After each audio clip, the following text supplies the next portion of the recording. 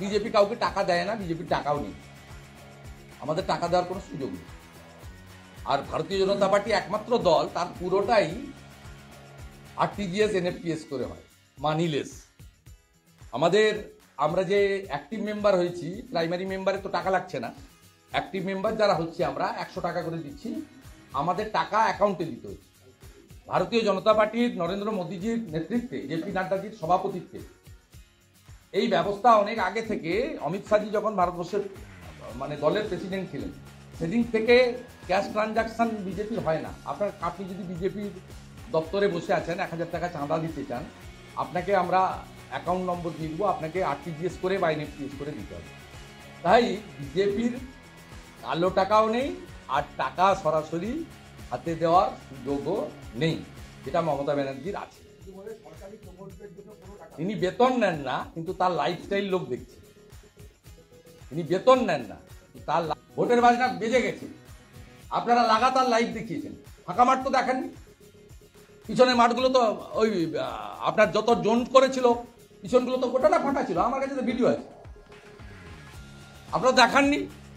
বাদুড়িয়া থেকে, মিনাখা থেকে, হিঙ্গলগঞ্জ, বসিরহাট, টাকি থেকে লোক নিয়ে যাওয়া হয়েছে হাড়োয়া থেকে। সন্দেশখালীর লোকেরা যে বেরোয়নি, আপনারা দেখাননি। আপনারা সুজয় মণ্ডলকে চালিয়ে দিচ্ছেন বিজেপি নেতা হিসেবে, তাহলে তো বুঝাই যাচ্ছে কি ধরনের সাংবাদিকতা চলছে। যিনি পার্শ্ব শিক্ষক সংগঠন টিএমসির উত্তর 24 পরগনা জেলার নেতা, তাকে বলছেন বিজেপির নেতা, জোর করে কারবাইড দিয়ে ফল পাকানো। যে ভুলে যান যা হওয়ার হয়ে গেছে। এত সস্তা আমাদের মা বোনের সম্ভ্রম ইজ্জত, সব ভুলে যান। যা যা করেছে সব ভুলে যান। আমি তো ভুলে গেছি, ভুলে তো যাবেনি। অত্যন্ত যন্ত্রণাদায়ক অতীত। 70,000 ভোটে জেতা সিট 7,000-এ হেরেছে, ভুলে তো যাবেনি। কালকে উত্তর দেব। আমার তো 2 কোটি টাকার 3 কোটি টাকার সরকারি সভা নয়, পুলিশের লঞ্চ থাকবে না, বাইরের লোকজন নিয়ে গেছেন। আমি কাল শুধু সন্দেশখালীর লোকজনকে নিয়ে মিট করে আসবো। জায়গাটা বিজেপির জায়গা, ক্রাইসিসে বিজেপি ছিল। আমি 5 বার গেছি, 3 বার ঢুকতে পেয়েছি। বাকি আমাকে অনেক লড়াই করে হাইকোর্ট করে যেতে হয়েছে। আমাদের রাজ্য সভাপতি টাকিতে অসুস্থ হয়েছেন, আমার পায়ের উপরে পুলিশের অফিসার বুট দিয়ে মারিয়েছে। অনেক আমাদের সংগ্রাম আছে, ক্রাইসিসে আমরা ওদের সঙ্গে থেকেছি। আমরা জানি বসিরহাট লোকসভা কখনো বিজেপি জিততে পারে না। বসিরহাট যেদিন জিতবো সেদিন দক্ষিণ মালদা, সেদিন আপনার জঙ্গিপুর আর মুর্শিদাবাদও জিতে যাব। 50%-এর বেশি মুসলিম ভোট, 60%-এর কাছাকাছি। কিন্তু আমরা গেছি সন্দেশখালীর মা বোনের ইজ্জত সম্ভ্রম রক্ষা করার লড়াই। তফসিলি জাতি, ফিশারম্যান পরিবারগুলো এবং জনজাতি পরিবারগুলোর পাশে দাঁড়ানো। কালকে যাব, কোনো হুমকি চুমকি দিয়েছে কিনা, মিথ্যা কথাগুলো বলে এসছে। ইতিমধ্যে সন্দেশখালীতে প্রায় 10,000-এর বেশি বিজেপির মেম্বার হয়েছে। কালকে যাব, আরও কয়েক হাজার মেম্বার বাড়াতে হবে, পরিবারগুলোকে যুক্ত হবে, করতে হবে। বিশ্বের সর্ববৃহৎ পার্টি ভারতীয় জনতা পার্টি।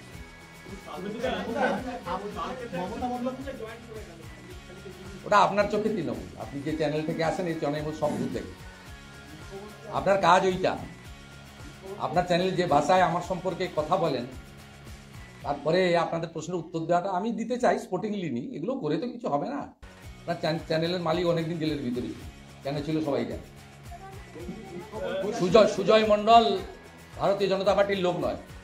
আপনার চ্যানেল যে পার্টি করে না, আপনার চ্যানেল তো পার্টির চ্যানেল, ওই চ্যানেল জানে না ও প্যারা টিচারের উত্তর 24 পরগনার সংগঠনের নেতৃত্ব দেয়, লোকসভাতে সরাসরি করেছে। সুজয় জয়েন করার আগে আমাকে একটা মেসেজ দিয়েছিল, আমি একটু প্রাইভেসি মেনটেন করি, আমার বাবা মা শিখিয়েছেন তো, একটু ভদ্রতা শিষ্টাচার আছে, পড়াশোনাও করেছি, তা আমি এক্সপোজ করতে চাই না। তিনি যোগদান করার আগে কেন যোগ দিয়েছেন আমাকে লিখে জানিয়েছেন। কিন্তু উনি তৃণমূল করেছেন লোকসভার ভোট থেকে। আর পার্শ্ব শিক্ষক যে সংগঠন আছে তৃণমূলের, তার উত্তর 24 পরগনার পদাধিকারী সুজয় মণ্ডল।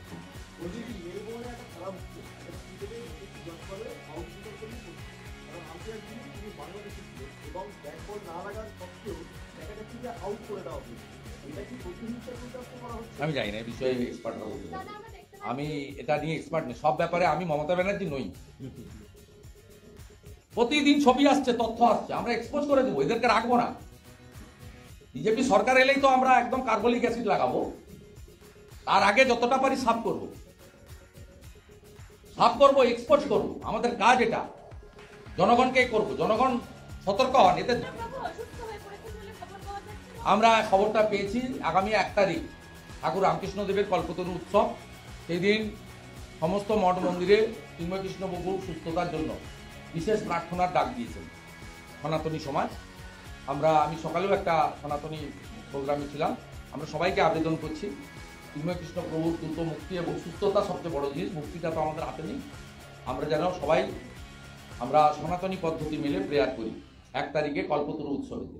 মানুষের সঙ্গে তো আপনার যথেষ্ট জনসংযোগ রয়েছে, আপনার সঙ্গে ওটা বিজেপির জায়গা ভাই। 7,000 লিড, 21-এর 70। যেমন আমার কেন্দ্রে নন্দীগ্রামে 2019-এর টিএমসি লিড ছিল 69,000। আমি 69-কে কভার করে 2000 হারিয়েছি মমতা।